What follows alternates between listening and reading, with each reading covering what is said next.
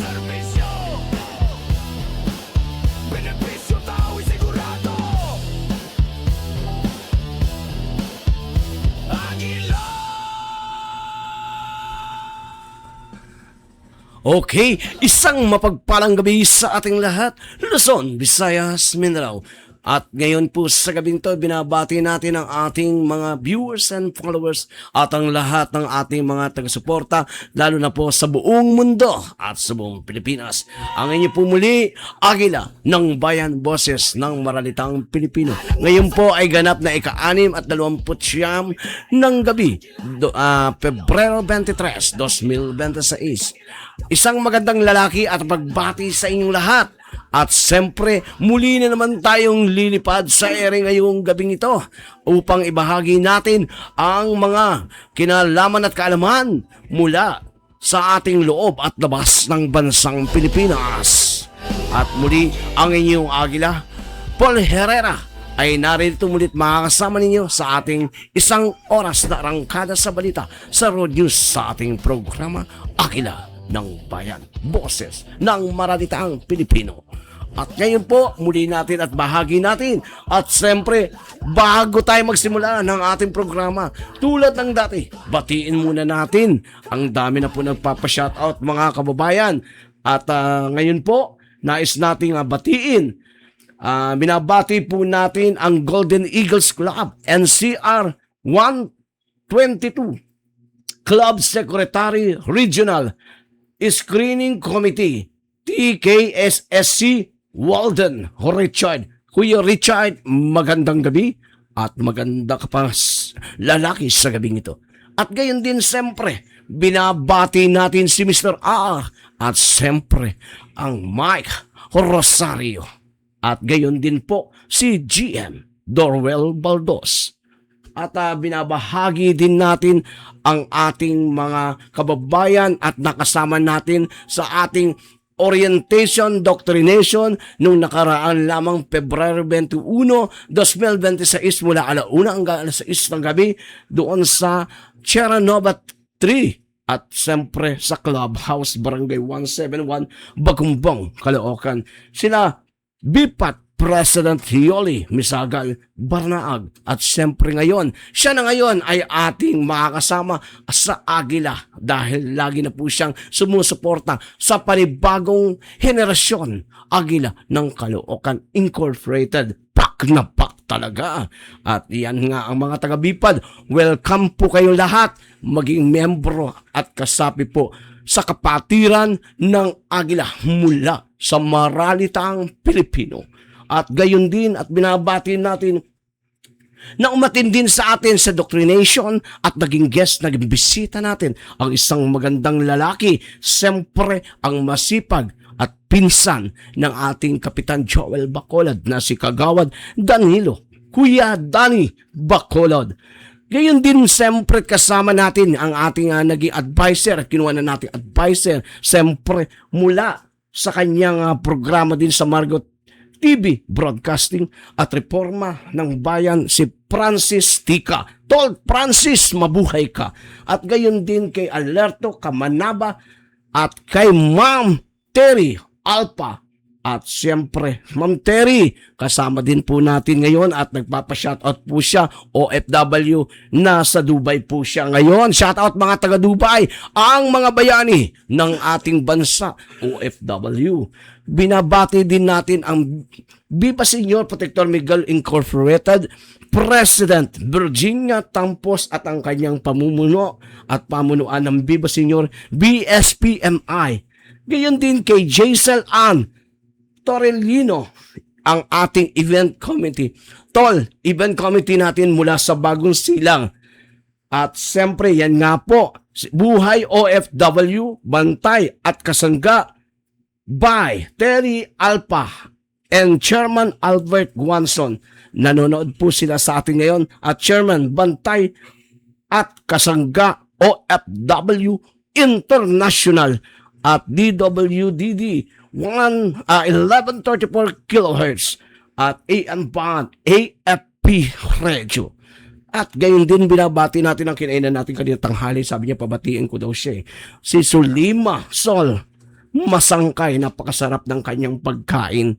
Ito po kanina, kinuha ko yung aking police certificate. Siyempre, binabahati natin, nanonood, nakabantay sila sa ating programa ngayon. Siyempre, ang ating Police Senior Master Sergeant Celso Correa Jr., Police Clearance Processor ng Police Station 12 dyan sa Bagong Silang, sa pangunguna po ni Major Ibasco, Station 12 Commander West Bagong Silang.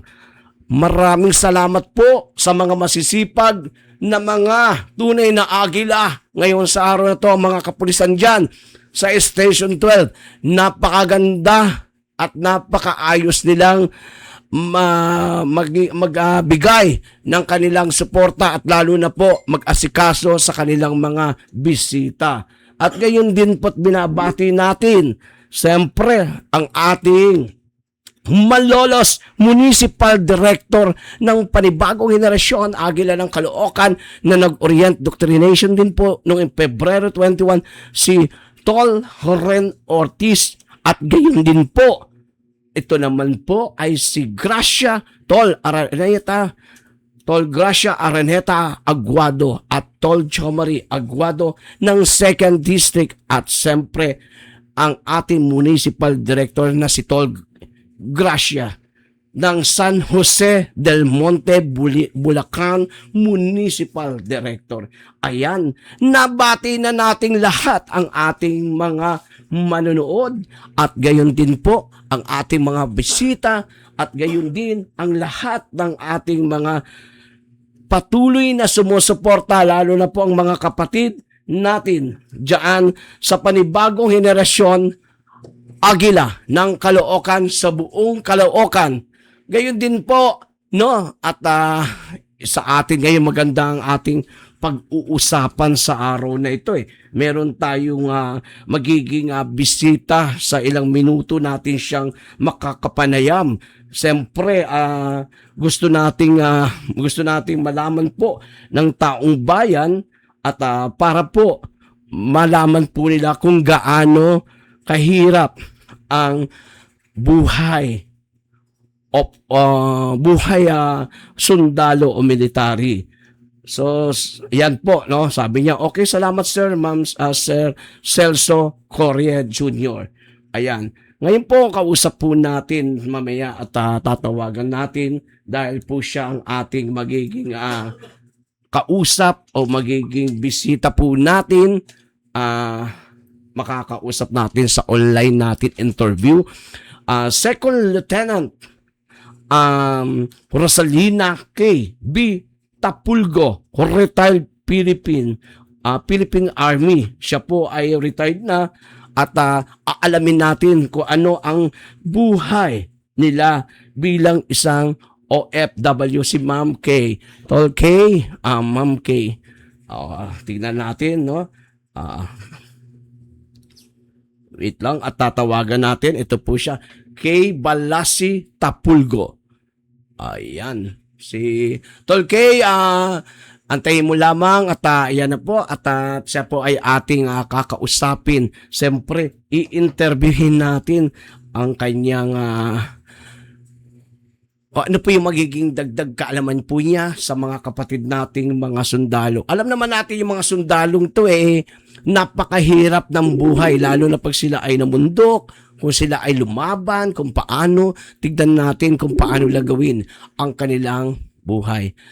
Ayan, yun po, yan, shout out po sa ating, pakiayos lang po, Ma'am Kay. Wait lang. Sir, yes, sir.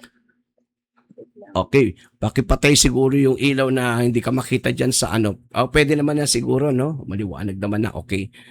Ayan. Okay. Ayan po, kausap po natin ngayon sa linya po natin at live po ito. Nakikita po kayo sa buong mundo. At siyempre sa inyong mga fans at mga mapagmahal sa paligid. Ayan. Ngayon po si ating Second Lieutenant Rosalina K. B. Tapulgo, retired Philippine Army. Hello, Ma'am K.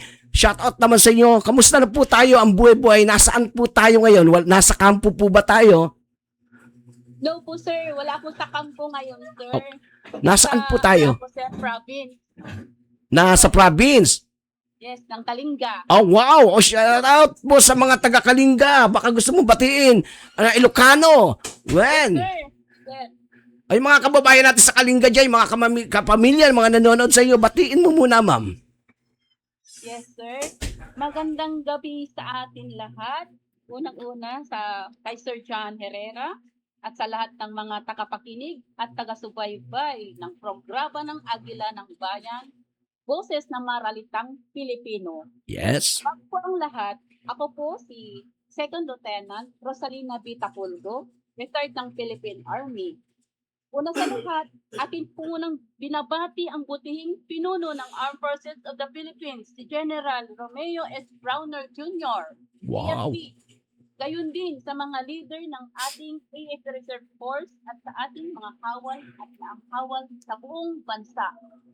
At Yeah. sa lahat ng mga nanonood dito sa Kalinga. buong Kalinga. Ayan. Hindi lang buong Kalinga, buong mundo. Ma'am Kay. Magandang gabi Yan. sa ating lahat. Yes po. Ma'am Kay, alam po ba ng inyong mga kamag-anak dyan na may live interview kayo ngayon? Yes po, alam naman nila dito. Kaso lang, medyo mahina kasi yung mga signal nila ngayon, sir, kasi medyo gabi na. Minsan kasi may signal dito na walang sir. Okay. Walang Samantalahin natin. Hanggat malakas ang signal, samantalahin natin, Ma'am Kay. Okay. Baka gusto mong i-shoutout naman ng iyong mga anak. Yes po, sir. Yan. Maaari mo silang batiin. Oo, binabati ko yung tatlong mababait kong anak na Yeah. naiwan sa Manila ngayon. Sila Carl, Cassandra at Patrick. Sa lahat ng mga pinsan nila na nanonood, binabati ko kayo lahat. Okay. Ito po yung mga ating mga interview sa araw na to. Yung ating talking point natin sa interview po natin ay talagang ito ay ating kailangang pagtuunan bilang isang sundalo. So ganito po man, may mga ilan po akong katanungan na pwede po ninyong sagutin. Okay lang po ba? Yes sir, Sir John. Okay po. Okay, sa Agila na lang po. Sir Aguila. Okay. Yes sir, Sir Aguila. Yan. So ma'am, number 1 po, ganito po. Paano nagsimula ang karir mo bilang isang kawal, Armed Forces of the Philippines, bilang isang sundalong babae? Yes. Bakit? Bilang isang sundalo. Paano nag-umpisa yung karir ko? Paano nagsimula? Ayan. Kaysa magpakilala muna ako, sir, ha? Okay Using po. my profession. Yes. Ako po si Second Lieutenant Rosalina Pita Pulgo, retired ng Philippine Army. Ako po ay may asawa at nabiyayaan ng aminang 3 anak. Okay. At kasalukuyang nakatira sa Camp Emilio Aguinaldo, Quezon City. Aguinaldo po kayo nakatira? Yes, yes. Yes po. Yes, Sir Aguila. Opo. Okay po. Pumasok ako ng sundalo taong 2000. At 2,000. assign po ako sa 2nd Infantry Division, Philippine Army, Camp Kapinpin, Tanay Rizal. Okay. Kapinpin, Tanay Rizal. Yes, dito Okay. sa, Oo. may Sa Tanay. Malapit Oo. po ito sa Teresa, ano? Malapit po, sir. Okay po. Sir Sige po. Aguila. Go ahead po, ma'am. Then, to continue, sir, pagkatapos ng ilang taon ay nare-assign po ako sa Camp General Emilio Aguinaldo, Oh. Quezon City. Wow. Okay po. Hanggang doon ako nakapag-retire ng 25 years. Okay.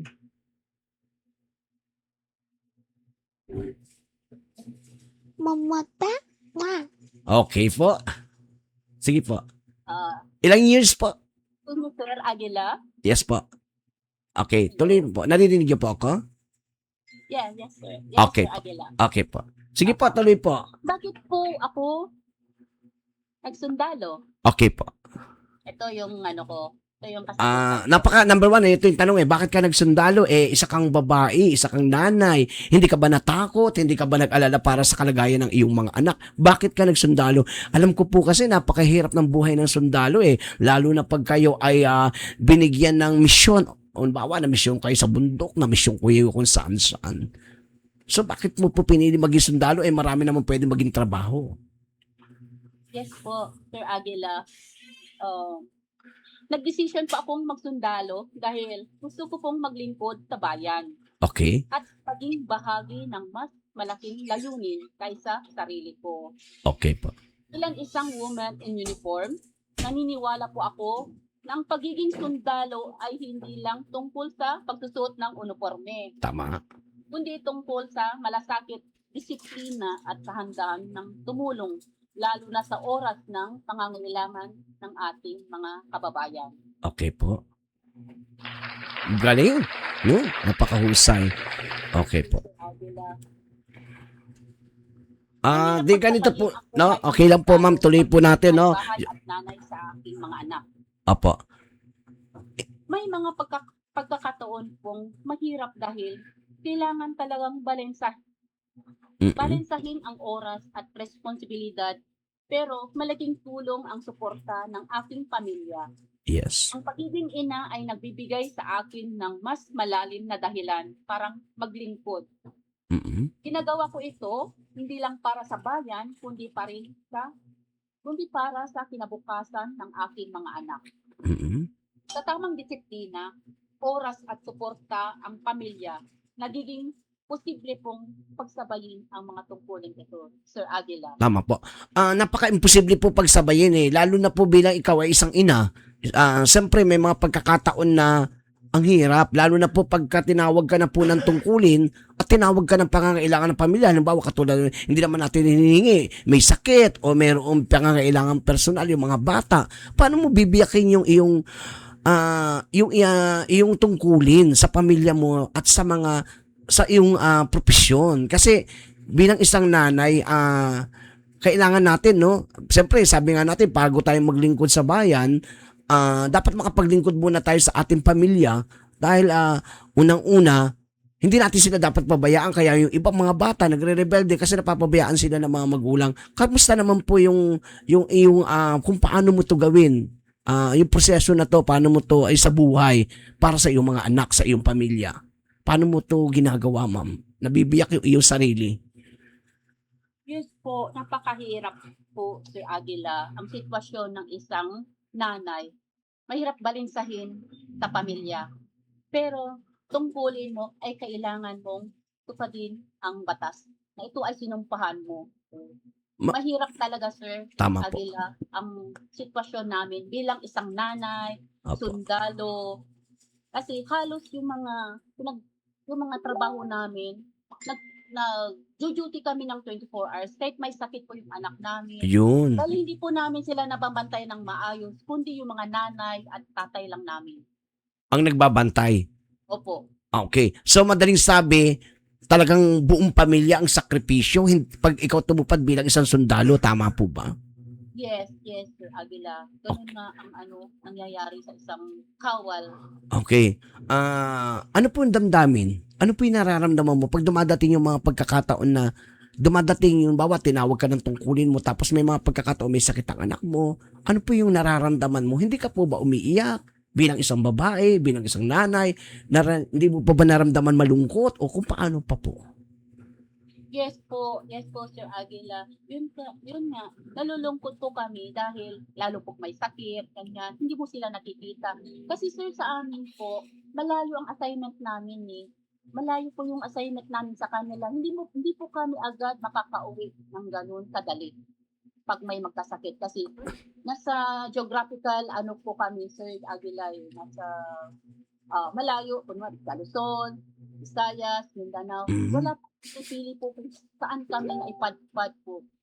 So, Ma'am? kailangan po naming tanggapin po, Sir Aguila, yung tungkulin namin bilang isang Opo. Ma'am, naranasan nyo na po ba na nakipaglaban during that time nung kayo ay naranasan nyo na bang lumaban bilang isang sundalo? Naranasan niyo na po ba? Kami po kasi, sir, more on sa ano lang kami, sa opisina. Ah, Kami po yung opisina. nasa admin, ganyan. Okay. Pero yung mga lalaki namin nasa ground po sila lang. Okay po. Ito po ang mga tanong po natin. Naka-ready po ito para hindi po tayo ma-interrupt doon sa ating mga gusto nating malaman. Okay, no? Sabi nga natin, ano po yung mga hirap na pinagdaanan bago maging isang sundalo, ang isang sundalo? Ang pinakamahirap po, sir, na pinagdaanan ng isang sundalo. May mga training po ba ito?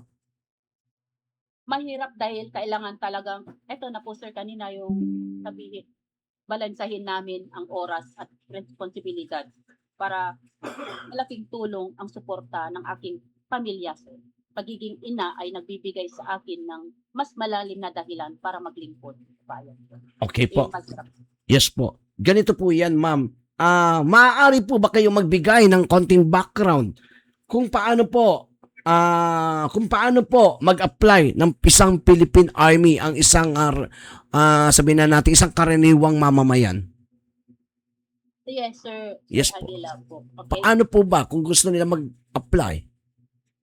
Meron po Okay. ba tong batayan o kailangan natapos mo para ikaw ay maging isang army, isang sundalo, masabi? Ano po ba yung dapat na profesyon ang natapos nyo? Bali, ang pag-apply po sa Philippine Army ay nagsisimula sa pagtiyak ng pasok ka sa mga pangunahing kwalifikasyon tulad ng tamang edad, edukasyon, at physical na kalusugan. Maaring mag-apply bilang regular soldier o bilang reservist, depende sa nais mong tahakin ng landas ng serbisyo.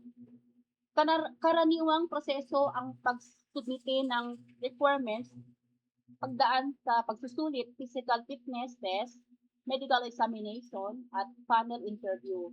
Kapag nakapasa ka sa ilalim sa kakulangan ng military training, bago tuloy ang maitalaga sa unit.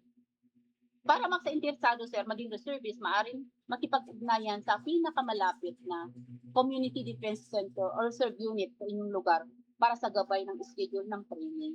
Ayan, may mga schedule yan, may mga gabay para sila ay makapag-apply kung paano. At saka dyan na rin po may mga exam po ba yan? Yes po, meron kaming qualifying exam, sir, Okay. para makapasok. Ito yung qualification, sir. Sir, ma'am, meron po ba yung height na kailangan kwalipikado ka sa height mo? Kung paano, kwalipikado ka sa height mo, meron po ba? Okay po. Sir, so far, wala na. Ngayon, kasi sir, kahit yung importante may skill, sir. May skill. Kahit 5 flat. Kasi dati, sir, may qualification ng height ko. Ngayon, wala na, sir. Kasi noon, alam ko po noon, parang 5'7", pataas, 5'4". Ngayon kahit 5 flat, pwede na? Yes, sir. Pwede na yan. Pero siguro naman po sa training, talagang hinubog ang katawan nila, no? Para lumakas sila kahit 5 flat sila. Yes, sir. Small but terrible, sabi nga nila, di ba? Yes, sir.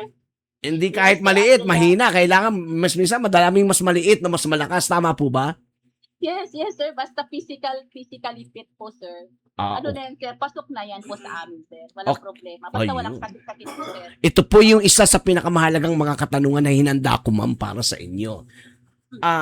Ano po at gaano ang katapatan po ninyo at ang tungkulin ng isang sundalo sa bayan at sa mga kasamahan sa oras ng giyera o kagipitan at kaguluhan ng bansa? Paano nyo po maipapakita ang husay, dignidad at prinsipyo, katapatan ng isang pagiging sundalo at kawal para po sa kanyang mga kasamahan sa oras ng kaguluhan ng bansa? Paano nyo po ito mapoprotektahan at gaano po ito? Yes, Sir Aguila. Ang katapatan sa tungkulin ay nangangulugan ng buong pusong paglilingkod sa bayan at paninindigan sa ating sinumpang mandato sa oras ng giyera o kaguluhan sa bansa. Ito ay pinakakita sa pamamagitan ng katapangan, disiplina at hindi pag-iiwan sa makasamahan ng anuman hamon ng kahirapan. Tama. Kahit po dumating yung sinasabi natin na bingid na kamatayan o buhay, nangyayari po yung kadalasan sa ating mga sundalo sa laban, sa gitna ng laban eh. Nakikita po natin minsan sa mga pelikula, ayaw nilang iwan yung kanilang kapwa sundalo. Totoo po bang nangyayari sa totoong buhay? Opo, Sir Aguila. Totoo yan. Kung ano yung nakikita sa pelikula, yun na po yung ano nila po. So, Yung nangyayari sa Pakay, atin po. kumbaga pala, ang tawag po dito, buwis buhay. Is buhay po, sir. Kaya dapat po nilang pangalagaan ang kanilang tungkulin kasi hindi po nila madali itong nakuha. Kaya dapat nilang pangalagaan. Tama Yes. po. Okay. Yes. Ma'am, okay lang po kayo sa mga tanong ko ha. Ready lang po kayo ha. Ito pa po, no? Ano-ano ang inyong trabaho o ano-ano yung trabaho bilang isang military? Ano po yung mga trabaho?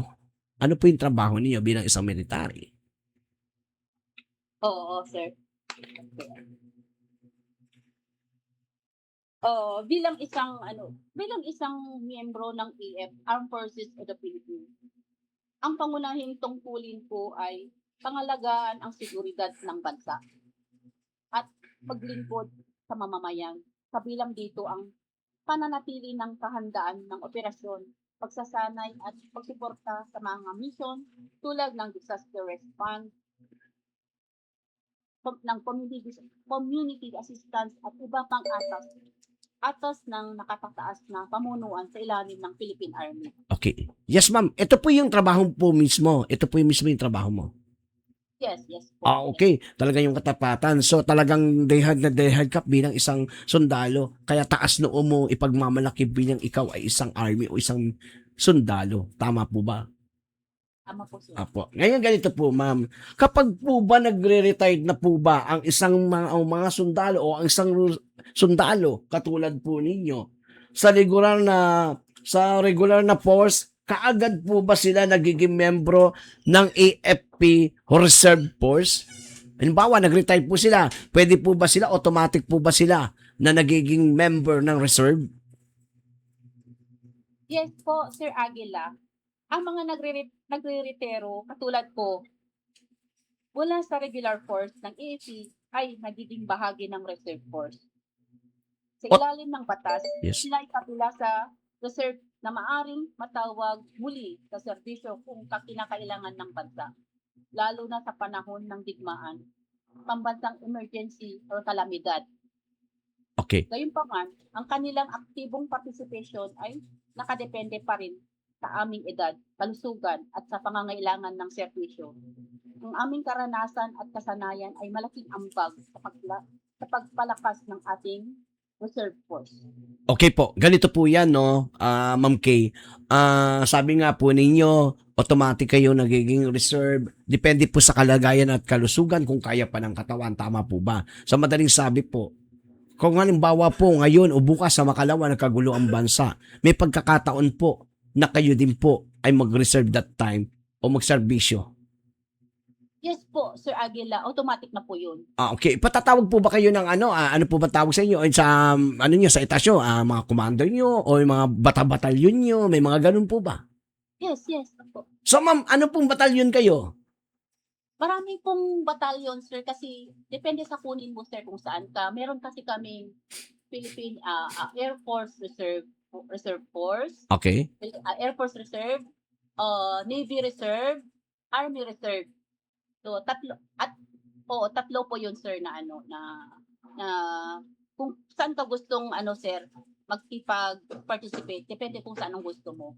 Okay. So ganito po, no? Okay po. Maaari po ba kayong makapagbigay ng brief overview o kung ano ang mga basic citizen na military training o BCMT? Yung basic citizen military training po. Yes. Pwede po ba? Ang Basic Citizen Military Training or BCMT po ay isang pre-entry training para maging isang miyembro ng Laang Kawal ng Pilipinas na nabibilang sa buong himpapawid ng Pilipinas na kung saan ay bawat miyembro ay susubukan ang kakayahan ng isip at lakas para maging handa sa pangangailangan ng bansa. Okay, ma'am. Ganito po ba may mga pumapasa, may mga bumabagsak din po ba dito? Sir, meron naman din, lalo pag may sakit ka po, sir. Talagang, hindi ka talaga qualified, sir. Pagka Kailangan may? physically fit ka pa rin. Kailangan physically fit ka pa rin, sir, na pumasok. Okay. So talagang napaka. So ito po ma'am, no. Ito po ay ito po ay isang tanong na medyo sabi nga mayroon po nag-question, no, mayroon po nga ang tawag dito nag-comment or nag-chat sa atin, may nagtanong po sa atin na ito po yung tanong. Ma'am, di ba po ang military, mayroon po silang tinatawag pagka ikaw po ay ikinasal o kung ikaw ay may asawang militar o parehas kayong militar, meron po tayong kasal na nangyayari sa militar wedding, tama po ba? Yes, yes po. Meron po yan po, sir, sa Ano po ang kaibahan? Ano po ang kaibahan ng military wedding sa West o sa tinatawag natin na sa mga pastor or bishop or simbahan, Catholic? Ano po ang pinagkaiba nito? Sir, sa amin kasi, sir, sa military wedding po, sir, is hindi na po kami dumaan sa background investigation, sir. Not unlike pag civilian ka po, sir, na na ikakasal ka sa civilian, kailangan mo na yung masinsinan, sir, na investigation kung siya ba ay may asawa, ganyan, may anak siya, ganyan, sir. Kaya sa amin kasi, sir, automatic na po, sir, na wala kaming investigation. Diretso na po na wedding po, sir. Ayan. So napakaganda, no, Ma'am Kay. Ganito po, maraming salamat po sa mga katanungan. Ganito po yan, no, ma'am.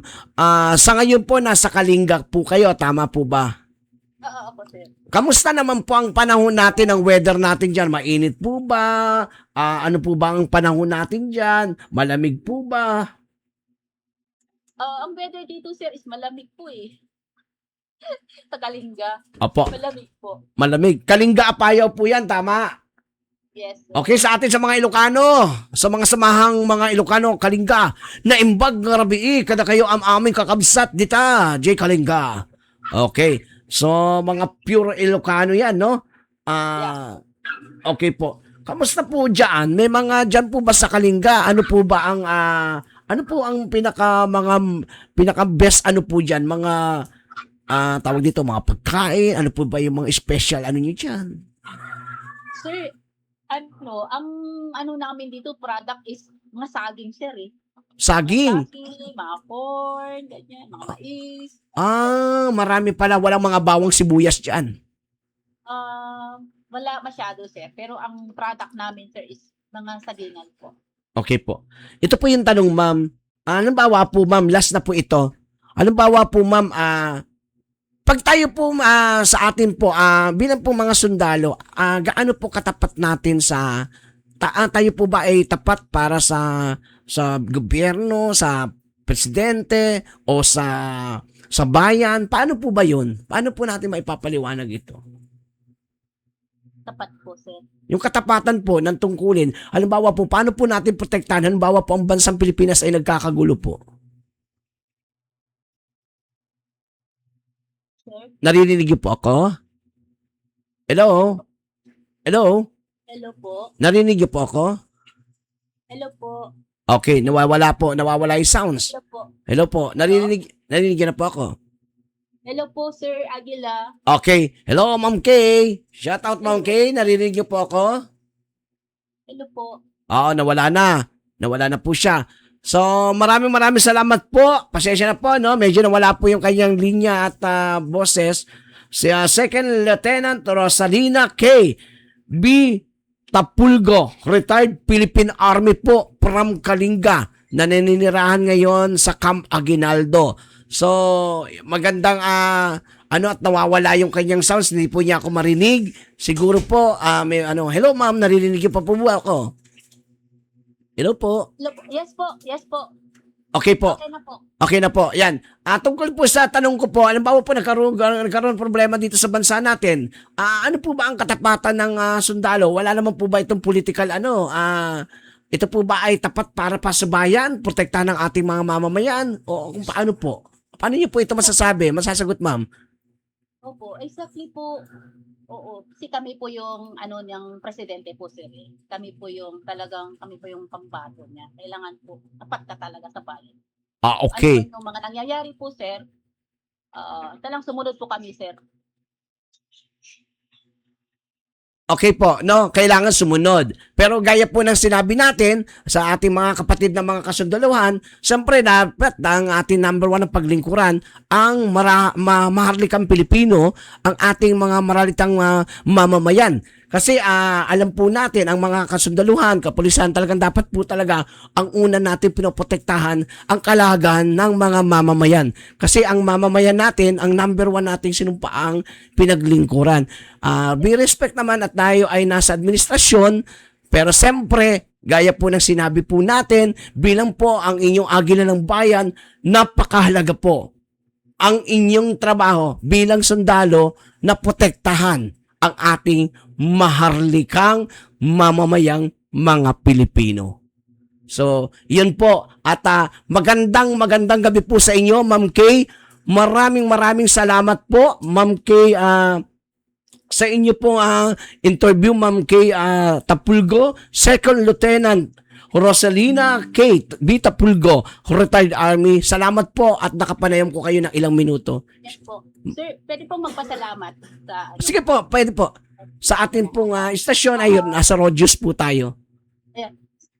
Unang-unang salamat po, Sir Aguila. Salamat po sa pagkakataong ito at napakinggan ang aking kwento bilang isang kawani ng AFP. Bago po matapos, on behalf po ng aking mga kasama, akin po muling pinasalamatan ang pamunuan ng Hukbong Sandatahang Pilipinas at aking mga kasamahan sa serbisyo. Maraming salamat sa inyo. Sa mga taga-subaybay, naway marami po kayong natutunan sa programang ito ngayong araw at sumali upang maging bahagi po namin kayo sa EFP or Reserve Force upang maisagawa natin ang buong tapat at husay ng mga tawag na ating inang bayan. Nais Okay. po din pasalamatan ang walang kapantay, walang kapagurang dedikasyon, sakripisyo at di matawarang kontribusyon ng ating mga force multiplier, ang mga laang kawal ng Pilipinas. Snappy salute po sa inyong lahat. Mag-iingat po tayo lahat palagi at God bless us all. Okay. Yan, ma'am. Salamat po. At yan po ang tunay na agila ng bayan. Boses ng maralitang Pilipino. Ang ating Second Lieutenant, Ma'am Rosalina K.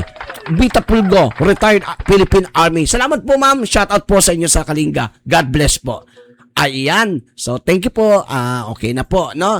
Ito po, no, para po sa ating bigyan natin ng konting diin. Sabi nga natin, si ma'am, sa tingin ko po, talagang kanyang diehard po bilang isang tungkulin, bilang kawani ng kawal ng mga tinatawag natin, kawal ng ating mga sundalo, kasundalahan. Gayo ko po sinasabi, dapat po lagi natin protektahan ang taong bayan. Hindi po tayo nalagay sa ating mga pwesto, sa ating posisyon para sa iisang tao. Dapat po lagi nating alalahanin na ang dapat nating iprioridad, pangalagaan, ingatan ang taong bayan. At ito po ang dapat number one nating sinumpaan sa ating tungkulin. Kaya bilang po inyong Apol Herrera, ang agila ng bayan at boses ng maralitang Pilipino, dito po sa Road News sa Arangkada sa Balita, tuwing Lunes, Miyerkules, Biyernes. Ipi-play ko lang po sa inyo yung ating naging February 21 orientation ng panibagong henerasyon Agila ng Caloocan. Sa gusto pong magpa-member, welcome po. May pre-orientation po tayo sa March 7 po. Diyan sa Bagong Silang, 1,000 katao po ang mag-orient na tao dyan. Sumabay na po kayo. May piplay lang po ako sa inyong video. Yun nangyari sa aming orientation nung nakaraan. Ayan, no? So, kaya pa naman po ng ating konting oras at meron pa po tayong ilang minuto eh. Kaya para tayo naman ay maging masaya at sa gabi ito, at yan, pakinggan nyo po at panoorin nyo po ang ipiplay ko po, ang maramdamin na pagdoktrina at orientation ng ating panibagong henerasyon, Agila ng Caloocan Incorporated. pak na pak.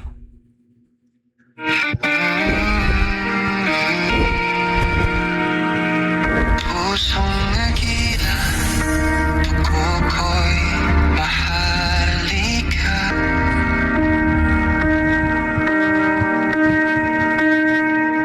Naninindigan na Iyan po ang mga nangyari at ang binuo natin. isa't pamasa.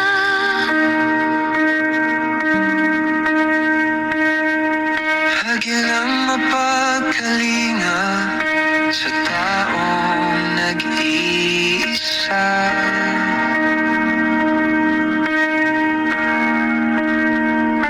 Kami ay nagsama-sama sa pinag-isang doktrina.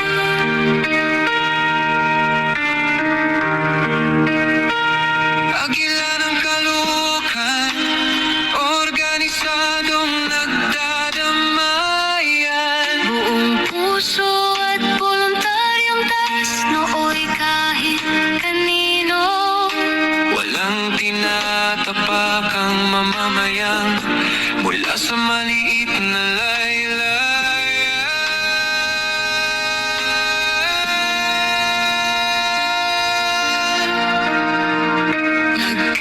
Nagkaisang bansa, panibagong henerasyon. Agila ng kaluwagan, walang pinipili anumang kulay. Kami ang agilang namamahal sa bawat bayang sinilangan. Mula sa kalookan, Pilipinas kong mahal. Ipaglalaban ka na, may buong tapang lipad. Agila mula sa maliit na bayan. Pilipinas, buong mundo man. Kami nag-agila, korupsyon sa pamahalan. Itutularan, babantayan at lalabanan. Agilang mapagkalinga mula kabataan, katandaan, kababaihan. Buong bayan ko'y paninindigan, iingatan. Agila, agila, agila.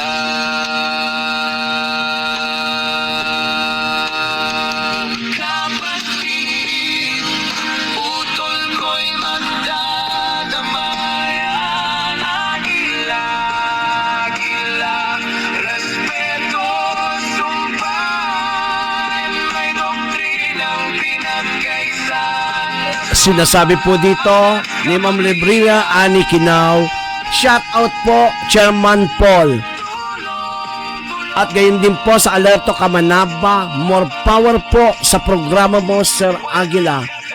Po magtanong, pwede po magtanong, Ma'am Army, reservist po ako. SBCMT class 2008 13 Otis 2nd and CRRCDG Sergeant Trends Pedroche po. Pwede po ba ma-active duty sa Prescom Snappy Salute po. Medyo na ano na natin, late natin nakita ito. At gayon po kay Johnny Montero, kay Tol Johnny, kay Tol Paul, kay Ma'am Abby, IB Morado Doc Giles. Good evening po. Ayan, naprita niyo po yung play ng panibagong generasyon kay Ma'am Ani, Tol Ani Quinto ng Cagayan. Hello, mabuhay ang Agila. Tol Chairman, pa-shoutout watching from Singapore. Ay, nasa Singapore na pala ito si Tol. Ang ating pong entertainer. At Catherine Conanan from Pampanga, sa Fernando, Pampanga. Lopel Villas Tol, saludo kami sa iyo, ma'am, sa pagiging isang sundalo at maging isang ina. Matapat at katapangan na paglingkod sa ating bayan. I salute you, ma'am. Kay Ann Quinto, tol, pa-shout out, tol, watching from Singapore. Shout out, Bilya. Okay, from shout out din po kay GM Darwell, Darwell Baldos. Saludo kami sa katapangan at katapatan mo sa bayan, ma'am. Okay, Tommy Ruth Sala, shout out naman dyan, tol Aguila. Melanie Rivera Delgado, tol. Shout out po, tol Aguila. Shout out sa lahat ng ating mga manonood. At shout out din po kay tol Yoli Misagal Banaag. Wow, layo ni ma'am from Kalinga, Apayao ba yan? Ayan, tama. Ma'am Yoli Misagal. Okay, kay tol Lawrence Martinez, shout out din sa'yo. Sa lahat ng mga nanonood. Ang Aguila po, ang panibagong henerasyon Aguila ng Caloocan Incorporated. Lahat po ng mga grupo, team, NGO o sa mga ilan pa po natin mga kababayan, welcome po kayo mag-join sa panibagong henerasyon Aguila ng Caloocan. PAC na PAC Incorporated. Kasi po ito ay tunay na may malasakit sa maralitang Pilipino. Sabi ko nga, ang dami pong mga itinatayong mga NGO. Halos araw-araw may iba-ibang NGO na sumusulpot. Ang tanong po kasi, bilang isang NGO, ano po ba ang pinakamagandang layunin? O yung talagang goal? Ito ba ay para ipanghingi? Ito ba ay para ipang-solicit? Marami po kasing NGO pumupunta sa mga politiko, mga kandidato, para manghingi ng ganito, ng ganon. Dito po sa Aguila, bawal na bawal po yan. Kung meron man pong tutulong, ay buong puso. Dahil prioridad po namin paglingkuran ang maralitang Pilipino. Pag tinali tayo ng mga politiko, hindi na tayo makakakilos yan. Pag tayo ay hinawakan sa leeg, yung mga yan, bigyan ka lang ng 500 dyan, hawak na buong pamilya mo. Hindi po ba?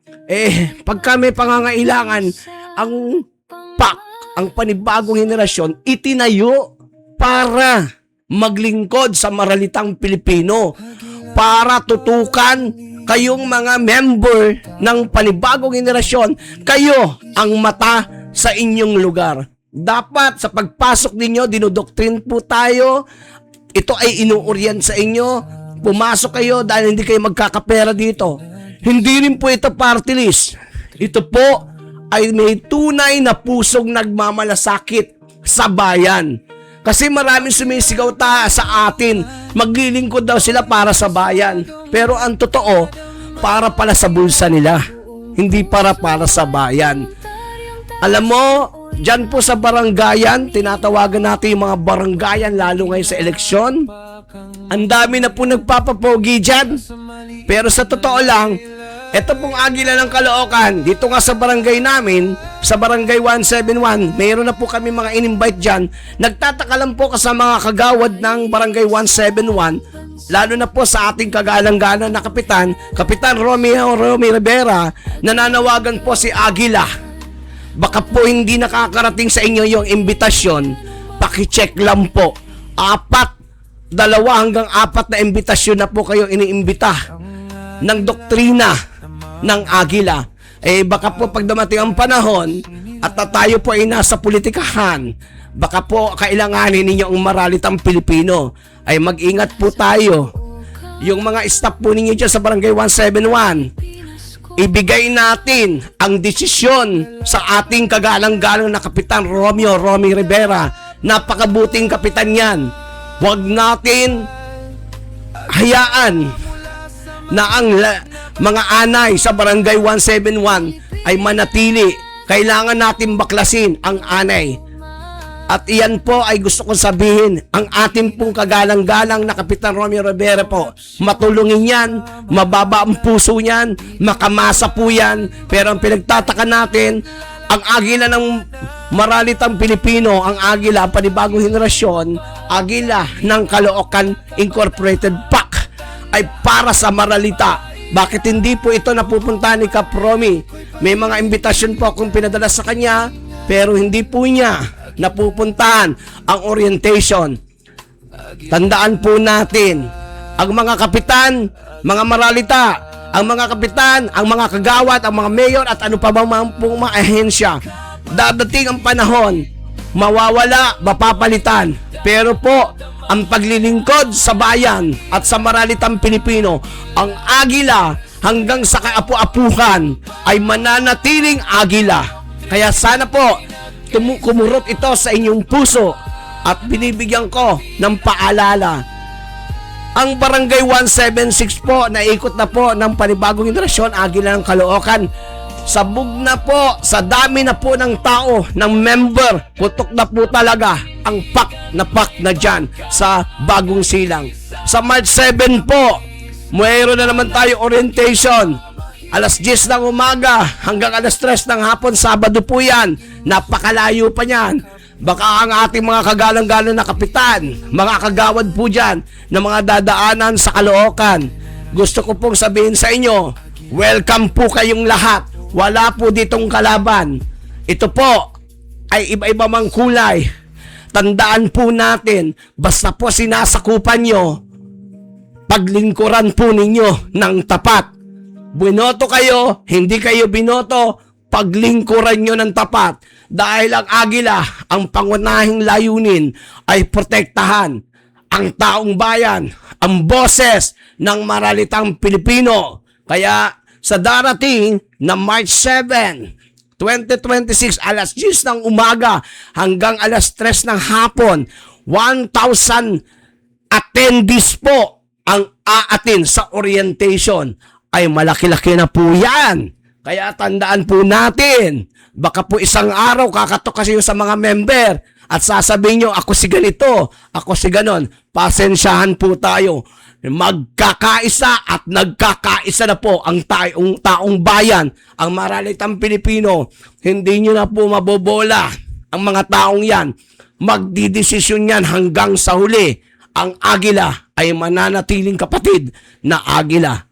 Yan po ay nagkakaisa. No? Kaya sa ating mga kababayan, lalo-lalo na po, yung ilan nating mga kaibigan, mga kapatid po natin sa Iglesia ni Cristo dyan, na mga sumasama na po sa atin para maglingkod po, saludo po kami sa inyo. Nagpapasalamat po kami sa mga kapatid dyan sa Iglesia dahil sila po ay tumutulong at talagang nakikita ko po na sila ay talagang tumutulong po sa ating pamayanan. Nagbibigay po sila ng mga medical mission, nagbibigay sila ng mga turo, aral para po sa ikabubuti ng mamamayang maralitang Pilipino. Kaya po ako dyan sa mga kapatid natin sa Iglesia ni Cristo, saludo po ako dyan dahil talaga pong iyan ay tapat po ang paglilingkod. Gumagalaw po sila. May sarili po silang galaw. Pag sila po ay nais ng kapatiran, ay mananatili ang kapatid. Ang kapatid ay mananatiling kapatid sa Diyos. Kaya iyan po.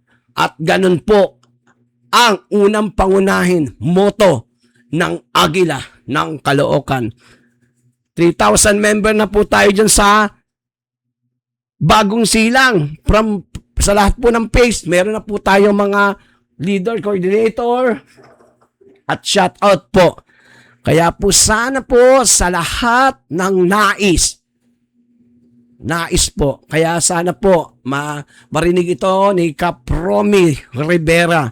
Mapanood niya ang ating live. Dahil po sa totoo lang po, ilang invitation na po ang hindi niya napupuntahan. Baka po hindi po niya nakikita o hindi po nakakarating sa kanya. Kung sino man po ang umahawak ng kanyang schedule, nananawagan po ako. Si Kapitan Romy po ay matulungin po sa maralitang Pilipino. Napakababa po ng puso niyan. Napakabuti pong tao niyan. Huwag natin sirain ang kanyang pangalan. Bagkos, suportahan natin. Lahat dapat, maliit, malaking NGO, dapat mapuntahan niya. Dahil iyan, ang pinangako niyang siya ay maglilingkod sa taong bayan. Ayan, no? Kaya mga kababayan natin, sa lahat ng mga naniniwala at patuloy na sumusuporta sa panibagong henerasyon, Agila ng Caloocan, especially kay Pres BFF Tol Yoli Misagal Banaag. Yan po ay member na, kasama na po ng Agila. Siya po ay aking inappoint at binigyan na po ng isang upuan bilang isang opisyalis ng Agila ng Caloocan, at siya po ay kinikilala na nating ambasador. Siya po ay makikipag-ugnayan po at kasama namin makipag-ugnayan sa ilang mga ahensya ng gobyerno. Kung pumunta sa ganung lugar, sa probinsya, pupunta po at siya ay kasama nating makipag-ugnayan. Shout out sa iyo, Tol Librilla, Ani Kinaw, ha? Shout out, Tol, sa lahat ng mga kamiting ko, kay Tol Lopil, kay Tol Rina, at siyempre, baka makalimutan ko magtatampo to, pinuntahan ko tong bahay kanina si Tol Ira. Shout out sa masarap na pandesal at pansit na almusal kanina. Napakaaga ko dyan. Yan po sa Station 12, shout out po sa inyo, sa mga kapulisan po natin dyan. Maraming salamat sa pag-asikaso po ng ating police clearance at sa pag-asikaso nyo po sa akin nang ako ay bumaba sa inyong Station 12. Maraming salamat po. At siyempre, shout out din po natin siyempre ang OIC Station Commander po diyan po sa station na sa Station Commander po natin siyempre si Tol Sir Sanggalang. Ayan po, Sanggalang. So, yan po ay sa bandang siya po ay si Police Captain Ryan Joshua C. Sanggalang, Acting Sub Station 9 Commander. Ayan, shout out po sa inyo. Yan pong ating Station Commander, napakabait po niyan. Pinakain pa kami ng ensimada, may pakapipa. Shout out din po siyempre sa ating kapitan ng Barangay 173, si Kapitan Elias Bautista. At siyempre, shout out din po sa Barangay 176A, Kapitan Joel Bacolod, si Tol Joel Bacolod. Ayan, Tol na rin po ang natin yan, kapatid na rin natin yan. Yan po yung ating mga talagang sinusubaybayan dahil yan po ang unang sumusubaybay sa Agila. Bukas po nasa Congress po, dito po sa Sandigan Bayan, sa Congress po, sa office po ni Ma'am Magsaysay ng Uskan po, ng United Senior Citizen Party List. Ang inyong abang lingkod, Chairman Aguila, ang powder po na inyong pong Aguila ng bayan, boses ng maralitang Pilipino. Nandyan po ako bukas sa Congress. Ayan, marami. Dadalawin natin yung mga kumpare natin, mga kaibigan natin dyan. Kaya iyan po ay nawa lalo at ang pagpapala. Shoutout din po siyempre sa akin nanay, Corazon Cortez, at kay Jomar. Yan, kay Jomar Flores at sa nanay niya kay Lynn Serilia. Yan, shoutout din po sa lahat ng mga nanonood, patuloy natin mga viewers at ang mga followers at lahat sa kay Tol. Ayan, kay Tol Mel. Kay Mel Astor. Ayan, shout out sa iyo, Tol Mel. Ayan, mabuhay ka. Yan, no? Napakadami na po nagpapa-shoutout kasi kay Aguila. Ang dami-dami na po na talagang sumusubaybay sa ating pong mga kapatid po, no? Na mga Muslim. Ramadan Mubarak. Shoutout po sa inyo, mga kapatid na Muslim po natin. Nawa po, lagi kayong pagpalain ni Allah. At lagi po kayong bigyan ng lakas at ng katawan. At siyempre sa ating businesswoman ng PAK na si Tol Lilia Dumasig. Shout out po sa ating mga bagong youth. Mabuhay po tayo. Hatid ay serbisyo, benepisyo tao sigurado. May sunog po pala dito sa may Barangay 175 Casa Aurora, here Shelterville homeowner. Shout out po Sir Patrick Ang, may sunog pong nagaganap, no? 43 minutes pa lang po siya.